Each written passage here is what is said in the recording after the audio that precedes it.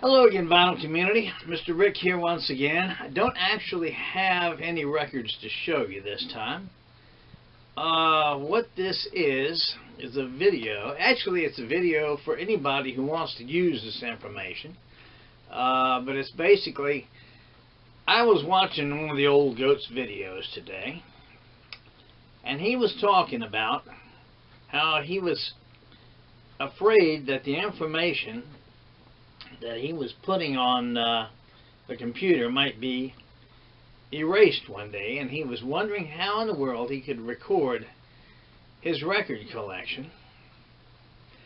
And my entire record collection is on a rotating basis. It takes me basically an entire year to listen to it all, and I'll go through that in just a minute. But this information that if it's not worth anything, don't pay any attention to it. It's worth as much as you want it to be worth, okay? I'll go back to the beginning. Many years ago, I was thumbing through my record collection looking for a record, and I came across an album, and I pulled it out, and I said, where in the world did this one come from? And it was an album I picked up 2 years before and shelved it, probably listened to the title track, and that was it. And never listened to it again and forgot all about it. So what I did was, as this collection grew, that happened more and more frequently. So I said, well, I'm going to take out all these records that I don't know anything about, and I'm going to go ahead and listen to them. Well, I listened to them. Some of them were good, some of them weren't. And I got to thinking about it, and 75% of my record collection wasn't being listened to because I was pulling through just the stuff I wanted to hear, just the stuff I knew.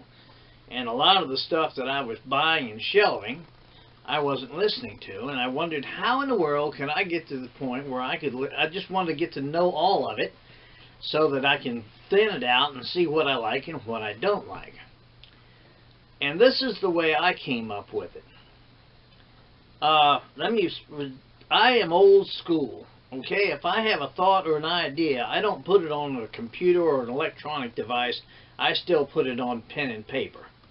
And that's the way I am. I use a computer only for information and for to watch videos and things like that on. So what I did was I went through my entire record collection, and I wrote down every album I have, every cassette tape, every CD, every 8-track tape, and I recorded it in these books. Now, these are notebooks that I recorded the years that the records came out. For me, that's the way I did it. What I'm trying to say is I have one for popular music, I've got one for classical music, I've got one for rock and roll, one for Christmas music, one for, soundtracks and so on. And what I did was I went through and I used the computer and I put them all together by year.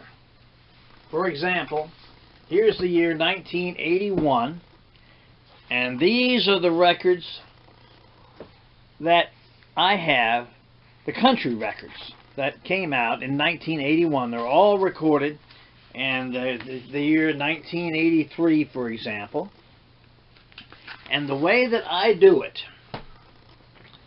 this is, like I said, you may think I'm nuts, but this is the way I listen to music, so that I can listen to the entire collection. I go ahead and I will pull an entire year. It's all written down in these books. Everything I've got from the year 1968, for example, every cassette tape, every CD, every commercial album that I have is recorded in these books, and I'll pull a year, and it may take me 2 weeks to listen to the entire year, but I never get tired of it, and it never gets redundant. And when I come across an album, I say, oh, here comes Jim Smith's album again. Jim Smith's gone. If I dread listening to it, then it's gone. It's out of my collection. That's the way I keep it categorized, and that's the way I I listen to music. And the way that I find these albums, the year that they come out, is a simple Google. You can Google, for example, let's pick an album, Herb Alpert's Going Places, and you just type in Herb Alpert Going Places, and there'll be 3 or 4 sites, and they'll tell you that album came out in 1965.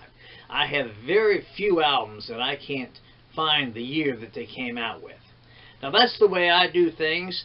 It's just an idea, and that's all it's worth. And but I just wanted to let you all let the old goat know, for example, that there's one idea for you.